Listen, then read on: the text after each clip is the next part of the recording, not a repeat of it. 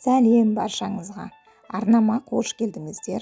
Сіздермен бірге Дина. Бұл видео рецепте сіздермен ерекше бір дайындалатын пирогтың түрімен бөлісетін боламын.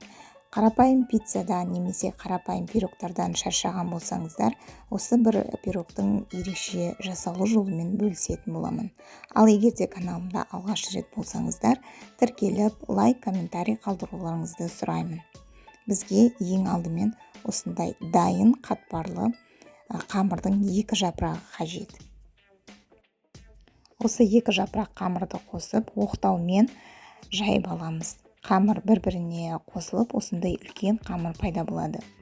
Оған кез келген томатты соус, яғни кетчуп те пайдалануға болады.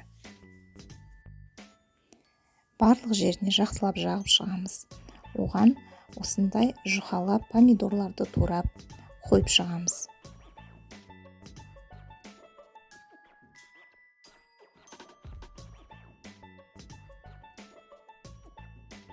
Одан соң мен осындай колбасаларды жеміс турайтын турағышпен осылай жұқалап кесіп алдым.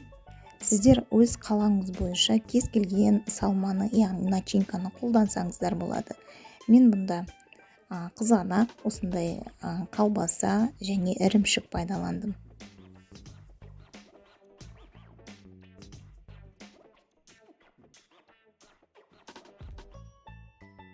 Моцарелла атты ірімшікті пайдаландым.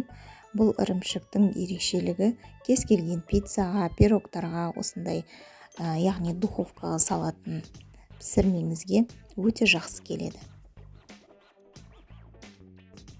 Салмамыздың барлығын салып болған соң, осындай рулетке орап шығамыз.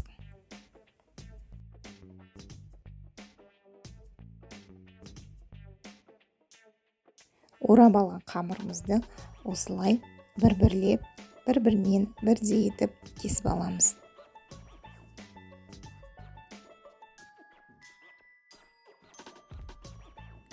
Осы кесілген рулеттерімізді кез келген табамызға осылай айналдырып салып аламыз.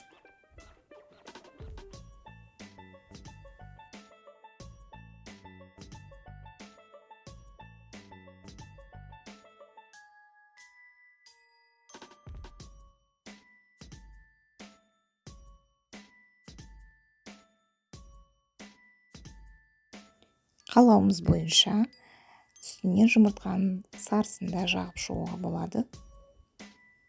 Дайын болған рулеттерімізді қызып тұрған 220-230 градус пешкеге салып аламыз. Оның пісуін қамырдың қызаруынан білуге болады. Өте оңай әрі өте дәмді пирогымыз дайын болды. Осындай түрде өзіміздің қалауымызбен, кез келген зелень шөппен оны безендіруге болады. Рецепт сіздерге ұнады деген үміттемін.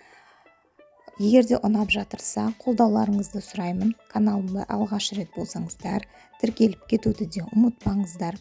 Лайк, комментарий қалдырсаңыздар, маған өте маңызды, ал сіздерге қиын емес.